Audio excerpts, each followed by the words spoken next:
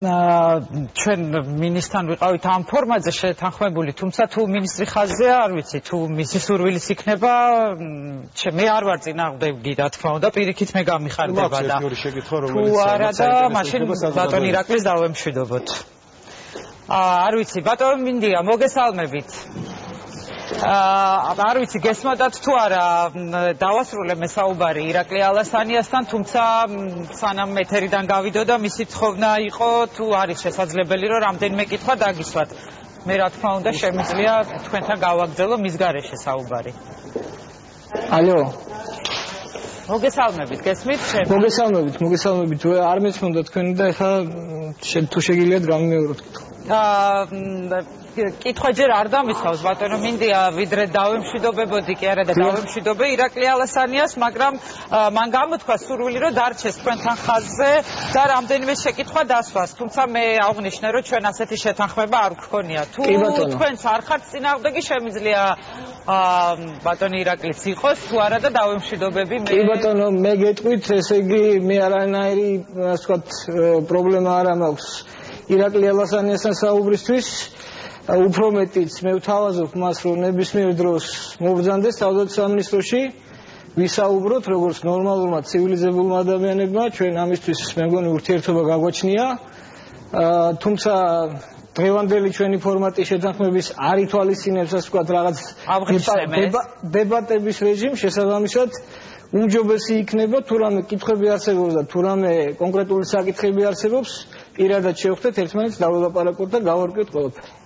კარგით, ესმის პირველივე დღეს უთხარი, რომ ამის სურვილი თუ ექნებოდა მზად ვიყავი, ამიტომ რა თქმა უნდა ეს წინადადება ძალაში რჩება. პირდაპირ ეთერში მაგრამ ერთ შეკითხვას დაგივტოვებთ. მე დამიტოვე ერთი შეკითხვა დასვით. როდესაც ის პირველ დღეს შევიდა კაბინეტში, დახვდა თუ არა მას საფრანგეთში ვიზიტის ანგარიში მომზადებული ხელმოწერილი მემორანდუმით და რა რეაგირება მისცა ამ დოკუმენტს. კარგი, ბატონო ირაკლი, უნდა დაგემშვიდობოთ, იმედია არ მიწყენთ და განვაგრძობ საუბარს უკვე თავდაცვის მინისტრთან, მინდია ჯანელიძესთან. ბატონო მინდია, ძალიან დიდი მადლობა, ეხა მომეცა საშუალება უკვე რომ პირისპირ გესაუბროთ მე თქვენ. ძალიან დიდი მადლობა პირველ რიგში იმისთვის, რომ ჩვენი ტელევიზიისთვისაც გამონახეთ დრო.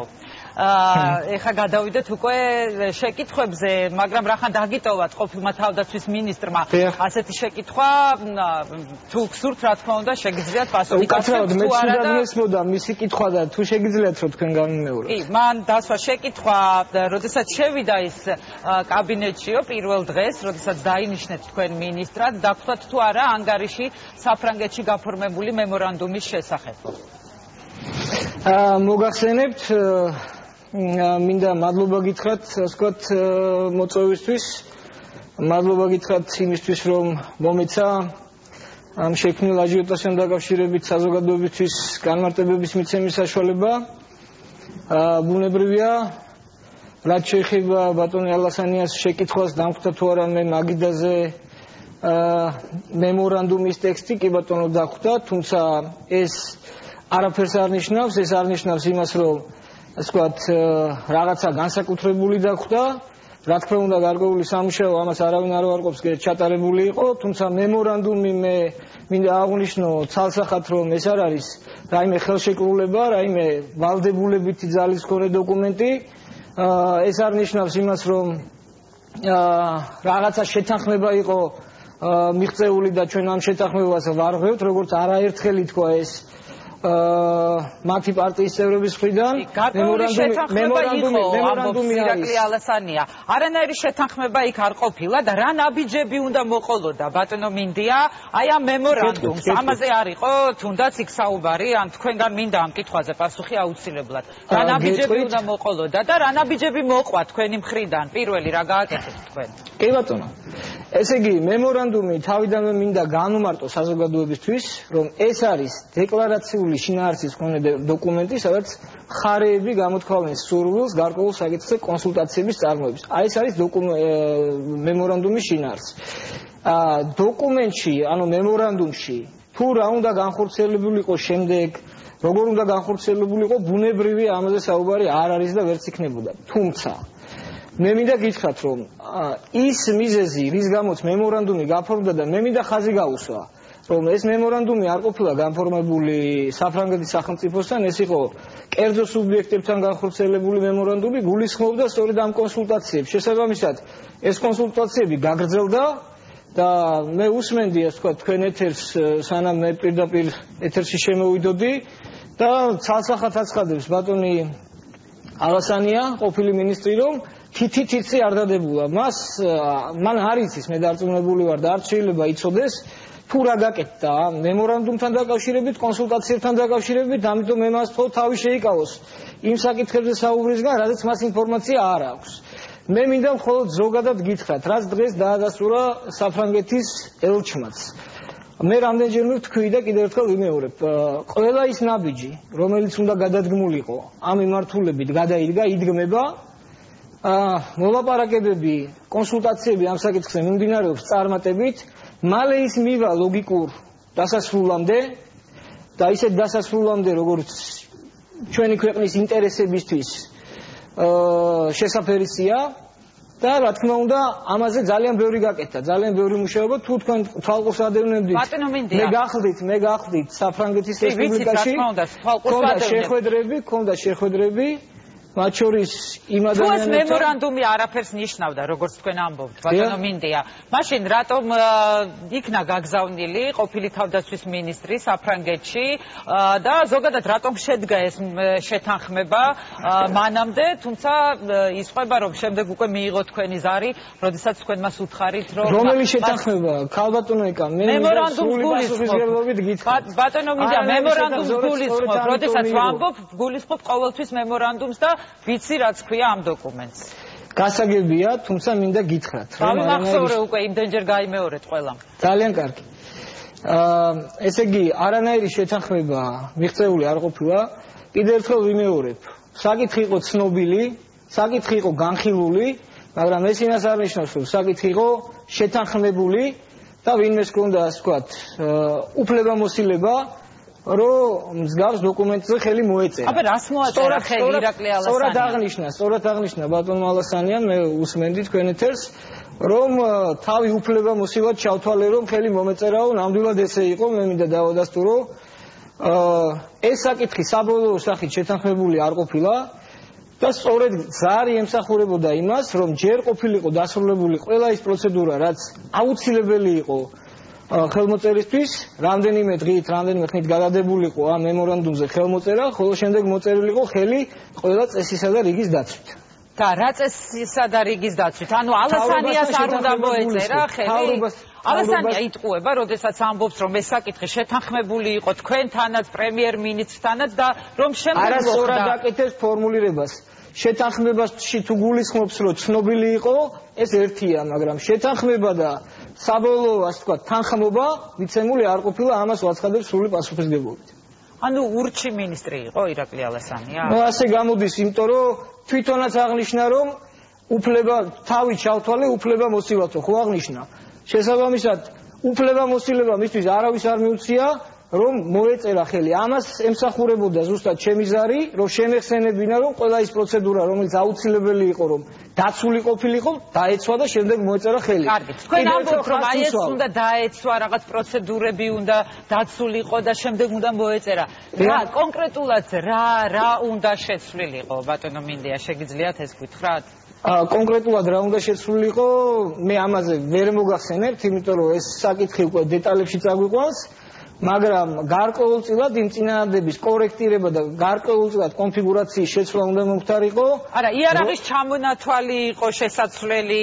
კიდევ ერთხელ ვიმეორებ, ფასზე არ ყოფილაო საუბარიო, ირაკლი ალასანიამ ახსენა, ეს უკვე შემდეგი ნაბიჯი იყო. ანუ აი რა იყო შესათანხმები? ზოგადად რომ მითხრათ, კიდევ ერთხელ ვიმეორებთ, რომ ესე იგი ის თუ რა უნდა შეცვლილიყო და ის თუ რა უნდა დაკორექტურებულიყო, ამაზე თუ მე თქვენთან ვისაუბრებ, მე დავარღვევ კანონს სახელმწიფო საიდუმლოების შესახებ. ამიტომ ვერ გეტყვით ამის შესახებ, მაგრამ ცალსახად შემილია დაგიდასტუროთ, რომ პირვანდელი წინადადების განსხვავებით კორექტირებული ვარიანტი უნდა წარმოედგინა თავდაცვის სამინისტროს. კარგით. გავიგე რომ კონკრეტიკისაგან იკავებთ თავს და იშველიებთ ამ შემთხვევაში რაღაც სახელმწიფო საიდუმლოების რაღაც არ არის ეს არის საქართველოს კანონი. დიახ, შემცველ ინფორმაციას იშველიებთ, მაგრამ ერთი რამ შეგიძლიათ მითხრათ ამ შემთხვევაში იყო თუ არა საუბარი თავდაცვითი სისტემების შესყიდვაზე და დგას თუ არა დღეს კვლავ დღის წესრიგში თავდაცვითი სისტემების შეძენა. რა თქმა უნდა, ეს გახლავთ თავდაცვის სამინისტროს ერთ-ერთი მთავარი პრიორიტეტული მიმართულება. ამაზე მუშაობა არავის არ შეუწყვეტია, სრული პასუხისმგებლობით მინდა ვთქვა, რომ ამაზე მუშაობა მიმდინარეობს არა მარტო ერთი, არამედ რამდენიმე მიმართულებით და შესაბამისად რა თქმა უნდა დგას ის წესრიგში და მე მინდა დაგარწმუნოთ, რომ შესაბამისი შედეგებიც გვექნება. ბატონო მინდია, აი ამ მემორანდუმის თქვენ ადასტურებთ, რომ მემორანდუმი არსებობს და რომ დიახ, მე ამას თავიდანვე ვამბობდი. კი, ადასტურებთ ამას. ამ მემორანდუმის არსებობა თავისთავად ხელს არ შეუწყობდა ქვეყნის თავდაცვის უნარიანობის გაზრდას? მემორანდუმი კიდევ ერთხელ გიმეორებთ, რომ მემორანდუმი თავისთავად ხელს არაფერს არ შეუწყობდა. მემორანდუმი იყო ასე ვთქვათ, კონსულტაციების პროცესში კიდევ ერთი ასე ვთქვათ, დეკლარაციული შინაარსის აქტი, რომელიც მხარეების მზაობაზე მიუთითებდა.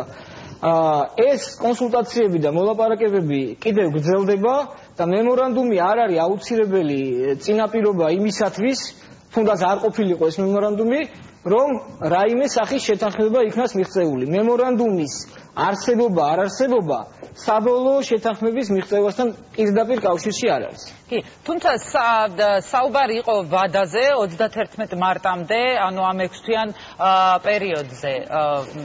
ამ 6 თვის განმავლობაში შეიცვალა თუ არა რამე, ბატონო მინდია? შეიცვალა თუ არა რა კი დაზიანდა თუ არა მართლაც თუნდაც ქვეყნის თავდაცვის უნარიანობის ამაღლების პროცესი, ანუ რატომ არ მოხდა რეაგირება სწორედ აი ამ 31 მარტამდე დათქმულ ვადაში, რომელზეც აპელირებს მუდმივად ირაკლი ალასანია. კი ბატონო, მე გეტყვით, რომ დაზიანდა, გარკვეულწილად დაზიანდა იმ ზედმეტი ლაპარაკი და აჟიოტაჟით, რაც ასე ვთქვათ, წამოიწყეს მათ, ჩვენო ოპონენტებმა. ნამდვილად დაზიანდა, ამაზე მე პირადად ვქონდა საუბარი ჩვენ პარტნიორებთან და გვიწევს ყოველდღიურ რეჟიმში ასე ვთქვათ, მათთვის ახსნა განმარტებების მიცემა, თუ რატო ხდება ის, რაც ხდება, რაშიც ასე ვთქვათ, ჩვენ არანაირი ბრალი არ მიგვიძღვის, რასაც აკეთებენ ჩვენი ოპონენტები და კონკრეტულად ყოფილი მინისტრი, მაგრამ მე მინდა გითხრათ, რომ პროცესი გრძელდება და ძალიან ვთხოვ ყველას, რომ თავი შეიკავონ მსგავსი განცხადებებისგან, მსგავსი თემების პოლიტიკურ მიზნებში გამოყენებისგან, არსებობს ბევრი სხვა თემა და შეუძლიათ ილაპარაკოთ რამდენიც უნდათ, მაგრამ როცა საქმე ეხება თავდაცვას და ეროვნულ უსაფრთხოებას, ყველას ვთხოვ, რომ მაქსიმალურად თავშეკავებული იყოს. ბატონო მინდია, თქვენ ახსენეთ სწორედ ის, რომ ცოტა ხნის წინ იმყოფებოდით საფრანგეთში, თუმცა არც ამ ვიზიტის დეტალებს არ აკონკრეტებთ. გქონდათ იქ საუბარი კონკრეტულად აი ამ მემორანდუმით გათვალისწინებული, ან თუნდაც უფრო მეტი, ან შესაძლოა უფრო ნაკლები მნიშვნელობის სახარეო თავდაცვითი იარაღის შეძენაზე, ან ქვეყნის უზრუნველყოფაზე, ასეთი იარაღით? კი ბატონო, ეს არის ერთ-ერთი საკითხი ჩვენი ასე ვთქვათ ურთიერთობის დღის წესრიგში. ბუნებრივია გქონდა, ეს არის ძალიან მნიშვნელოვანი თემა ჩვენი ურთიერთობების, მაგრამ კიდევ ერთხელ ხაზს უსვავ. გქონდა ვადასტურებ, მაგრამ თუ რაზე კონკრეტულად, თუ ასე ვთქვათ რა ტემპებით და რა რიტმში განვითარდება, ამაზე საუბრისგან მე თავი შევიკავებ. არა იმიტომ, რომ ამ საკითხზე თქვენთან საუბარი არ სურს. პირველ რიგში ამას მიგზავნოს კანონი და მეორე ვაცნობიერებ, რომ ამ საუბრით შეიძლება ზიანი მივაყენო იმ პროცესს, რომელიც მიმდინარეობს. ბატონო მინდია, მუდმივად ისმის ბრალდება თქვენი მისამართით და არა მარტო თქვენი მისამართით და ეხლაც ისაუბრა ამაზე ირაკლი ალასანიამ, რომ ამ ხელისუფლების პირობებში მსგავსი რამ არ მოხდებაო, ანუ ქვეყნის თავდაცვის უნარიანობის ამაღლება არ მოხდება მსგავსი სისტემების შეძენა. შეგიძლიათ ის მაინც გითხრათ და ეს არგუმენტი მაინც დაასახელოთ თქვენი მხრიდან და გააკარგოთ სარწყავად თუნდაც ეს ბრალდება, რომ რაღაც გარკვეულ ვადაში ან თქვენი ხელისუფლებაში ყოფნის პირობებში მოხდება მსგავსი რამ. მე მინდა დაგიდასტუროთ, რომ ჩვენი ხელისუფლებაში ყოფნის პირობებში მოხდება ძალიან ბევრი ნაბიჯის გადადგმა წინ. მათ შორის თავდაცვითი შესაძლებლობების გაფართოების კუთხით. მოხდება მიზანმიმართული, დაბალანსებული, დროში გაწერილი გეგმის მიხედვით, მათ შორის საჰაერო თავდაცვითი შესაძლებლობების გაზრდა. ეს ნამდვილად მოხდება, მინდა დაგიდასტუროთ. ბუნებრივია ბატონი ალასანია არის ოპოზიციაში, ოპოზიციონერია და ის ასე ვთქვათ, ყველა ტრიბუნას იყენებს იმისათვის, რომ ხელისუფლება გააკრიტიკოს. ეს მისი საქმეა, მაგრამ კიდევ ერთხელ ხაზს უსვავ. არა, ძლევთ თქვენ ამ კრიტიკის საფუძველს, ბატონო მინდია? მე ვფიქრობ, რომ არა, მე ვფიქრობ, რომ არ ვაძლევთ. მთელი ეს აჟიოტაჟი, რაც არის ატეხილი ამ მემორანდუმთან და ეგრეთ წოდებულ ფრანგულ თემასთან, ეს არის ჭიქაში ქარიშხალი. მე მინდა დავარწმუნო, სამწუხაროა, რომ ხა ბევრი საკითხის გარშემო საუბარი არ შემიძლია ღიად, მაგრამ პროცესი მიმდინარეობს.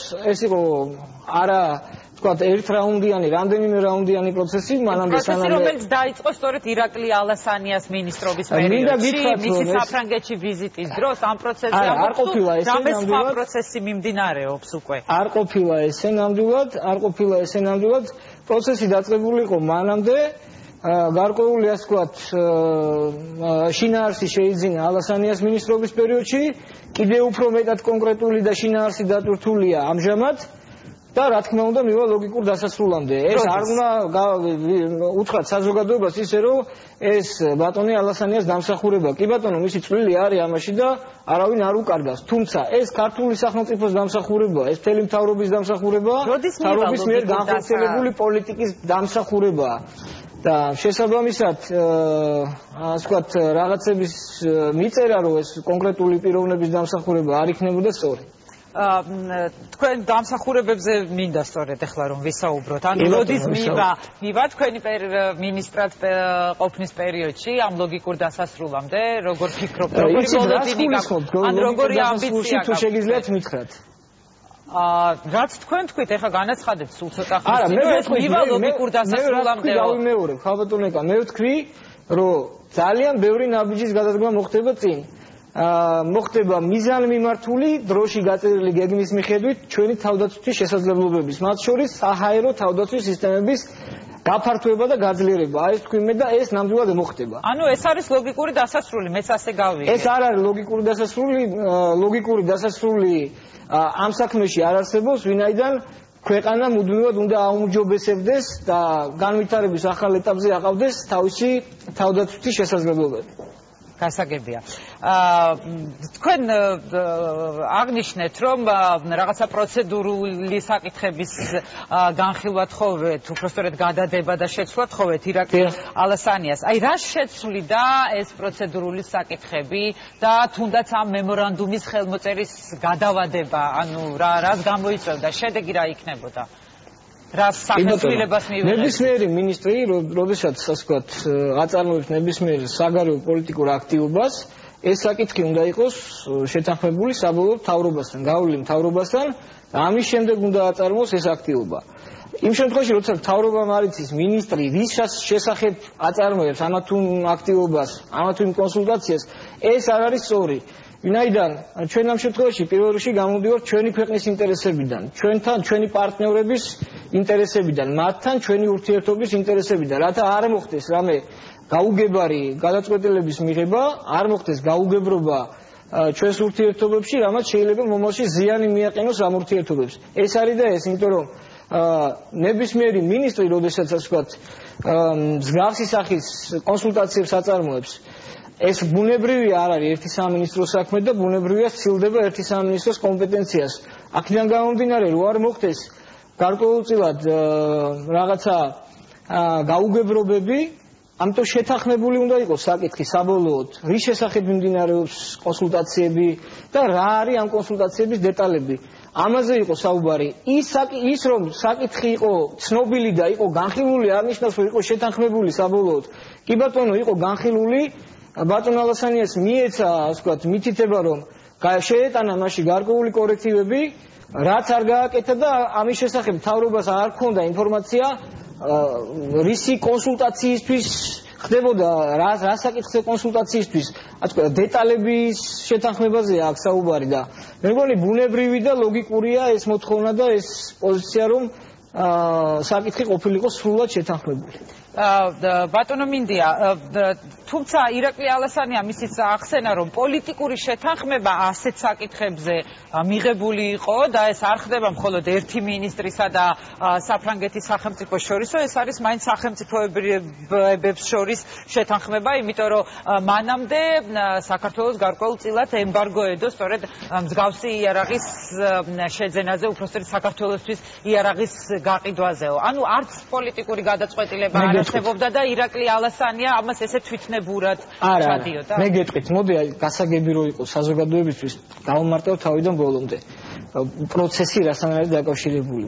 პოლიტიკურ გადაწყვეტილებაზე როცა საუბრობს ალასანია, ამბობს სწორს, რომ ბუნებრივია, პოლიტიკური გადაწყვეტილება სახელმწიფოსი, საფრანგეთის სახელმწიფოსი არსებობდა, რომ მსგავსი ტიპის შესაძლებლობა ჩვენ ქვეყანას მისცემოდა. კი ბატონო, ეს იყო, მაგრამ ეს არის ძალიან ზოგადი, ძალიან ფართო ფორმატის, ასე ვთქვათ, პოლიტიკური გადაწყვეტილება, ბუნებრივია, ეს არის უმაღლეს პოლიტიკურ დონეზე მიღებული გადაწყვეტილება და ამის შემდეგ იწყება პროცესი, რომელიც უკვე კონკრეტულ საკითხს შეეხება.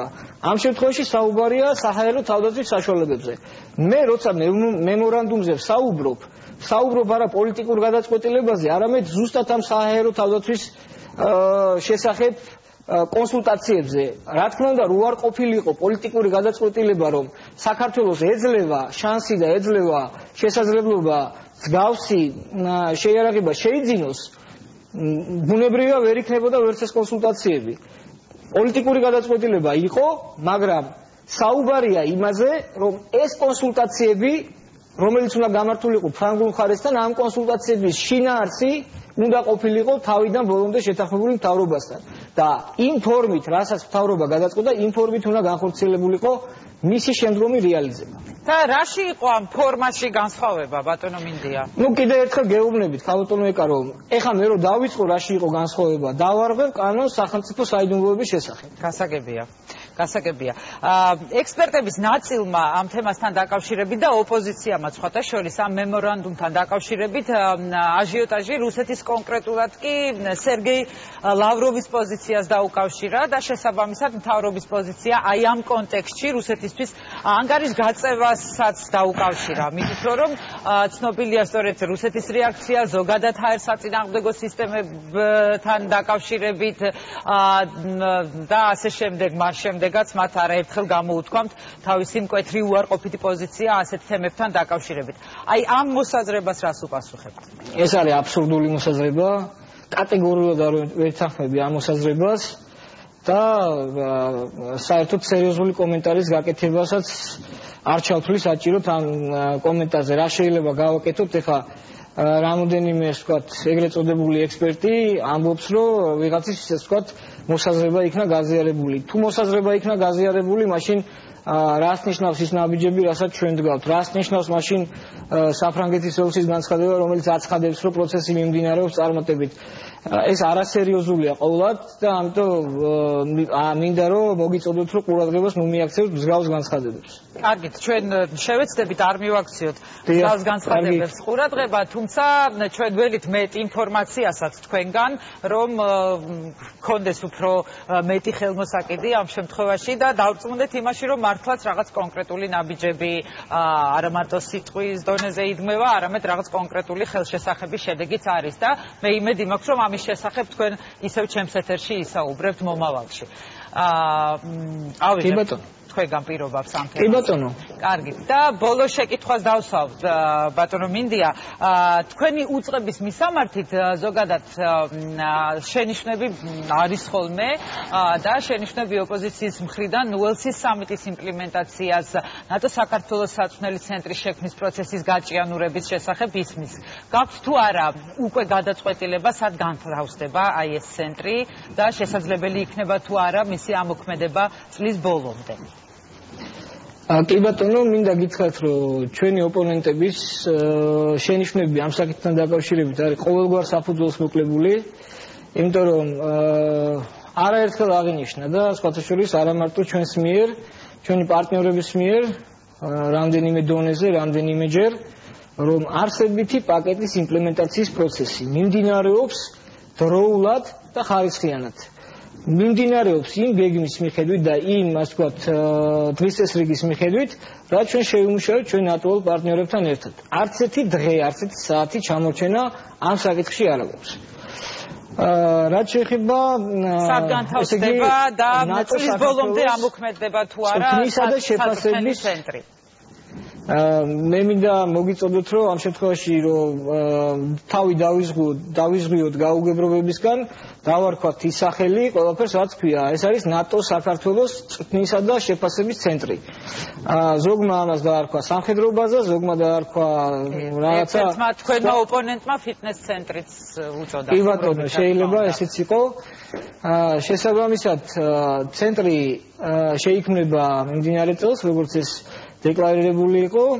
ამჟამად მიმდინარეობს მოსამზადებელი სამუშაოები, არანაირი ჩამორჩენა არ არის, თუმცა მე ვხედავ, რომ ჟურნალისტებს ძალიან დიდი ინტერესი აქვს ამ ცენტრის ადგილმდებარეობასთან დაკავშირებით და თავარია მე გითხრათ, რომ გეუბნებით, რომ იყოს ცენტრი იყოს იმ კომპონენტებით დაკომპლექტებული, რაც აუცილებელია ცენტრის ნორმალური ფუნქციონირებისთვის, სად იქნება განთავსებული ეს ცენტრი, ამას მე მგონი საზოგადოებისთვის გადამწყვეტი მნიშვნელობა არ აქვს. თუმცა ჩვენ ჩამოყალიბებული ვართ ნაწილობრივ ამ საკითხთან დაკავშირებით. მაგრამ მაგასაც არ მეუბნებით, ბატონო. წინასწარ ვერ გეტყვით, აუცილებლად დაგპატიჟებთ იმ პრეზენტაციაზე, რომელიც და ბოლო შეკითხვა, მთავრობის პოზიცია, რომ საჭიროდ არ თვლის რაღაც პომპეზური ღონისძიებებს, ამის შესახებ ჩვენ პომპეზურობის უარყოფაზე, რა თქმა უნდა, არაერთხელ გვსმენია, თუმცა გუშინ კიდევ ერთხელ გახდით თქვენ კრიტიკის ობიექტი, როდესაც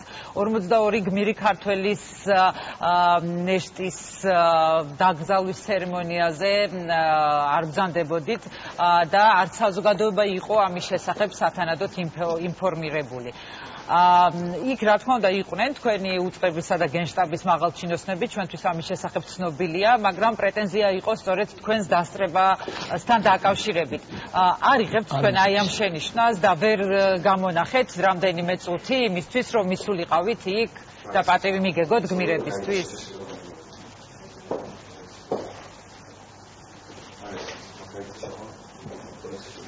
მე მგონი ტექნიკური ხარვეზია პატარა, მე აუცილებლად მინდა ამ კითხვაზე მოვისმინო თავდაცვის ministrisგან პასუხი, შესაბამისად ველოდები, როდის გასწორდება ეს ხარვეზი, იმედია ესმის უკვე ministris. ძალიან კარგი. დიახ, გესმოდათ ჩემი კითხვა გავიგე, პრინციპში შემიძლია გიპასუხოთ.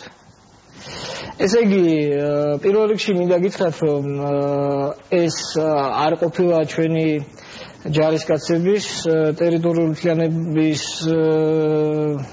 მიზნით წარმოებულ ოპერაციებში დაღუპული სამხედროების დაკრძალვის ცერემონიალი. ეს გმირები ჩვენ დიდი ხნით ადრე მივაბარეთ მიწას. ეს იყო ცერემონიალი, რომელიც უკავშირდებოდა დნმ-ის ზუსტი დადგენისთვის აგებული ნიმუშების, ასე ვთქვათ, მიწისთვის მიბარებას. თუმცა ღონისძიება ჩატარდა ისე, როგორც ეს ეკადრება ჩვენი ჯარისკაცების ხსოვნას.